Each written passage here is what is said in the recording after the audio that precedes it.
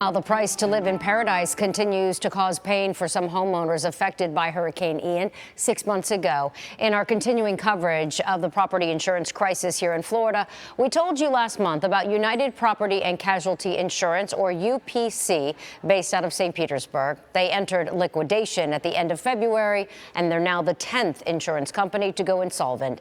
That means they don't have enough funding to cover current policies and claims. Following this news, UPC customers and agents began reaching out to our in-depth reporter, Stasi Almos, worried about their open damage claims from Hurricane Ian. And now, as so many homeowners sit under tarped roofs and water-damaged walls, Stasi is taking action to find out how these hurricane victims can finally get help. They detected mold, and the crack was on this outer wall. And if you look up at the ceiling, you can see the crack, how it all cracked. Melanie Packard has owned what she calls her paradise in Northport for 30 years, paying UPC thousands of dollars for property insurance for a decade. I think I've given myself an ulcer over this, over the stress of, this is my home. This is what I have besides these two amazing kids. This is all I got. Hurricane Ian cracked an entire wall and ceiling of a room, damaged her pool and roof.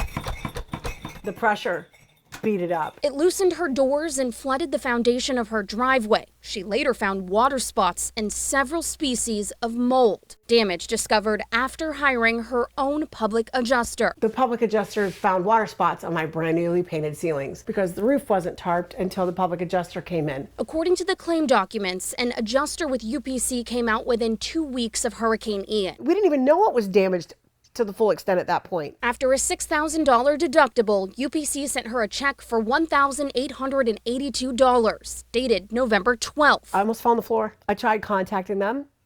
No one returns phone call. Packard says this email from UPC with her settlement documentation dated October 31st was her last correspondence with the company. 5 months, you heard nothing from UPC after that.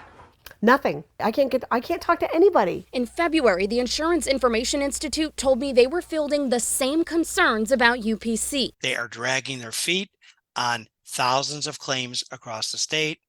We're hearing similar stories from homeowners and insurance agents about no response from the company. On February 15th, I emailed UPC executives asking about the claims concerns. I did not receive a response. This is all I've received. At the beginning of March, Packard received this letter from the state saying UPC will be liquidated and her policy would be canceled on March 29th. UPC had nearly 140,000 policies in place when Hurricane Ian hit. About 90,000 of those have gone to Slide Insurance Company, but 50,000 are now going to the Florida Insurance Guarantee Association, a nonprofit funded in part by liquidated assets and assessments on consumers' insurance bills. We're going on the assumption that we're going to get 16,000 existing claims, and we're expecting 4,000 new claims or reopened claims. This is one woman, and you were telling me that there are 20,000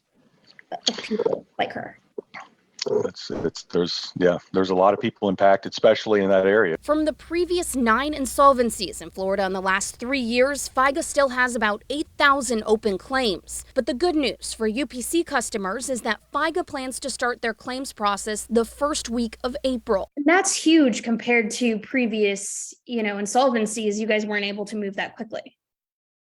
We were able to do some pre-planning and get ahead of some things. What makes this insolvency unique is that we use some of the same vendors UPC did as far as claim handling, and we think 8,000 of them will be able to stay with the same adjuster that was handling the claim.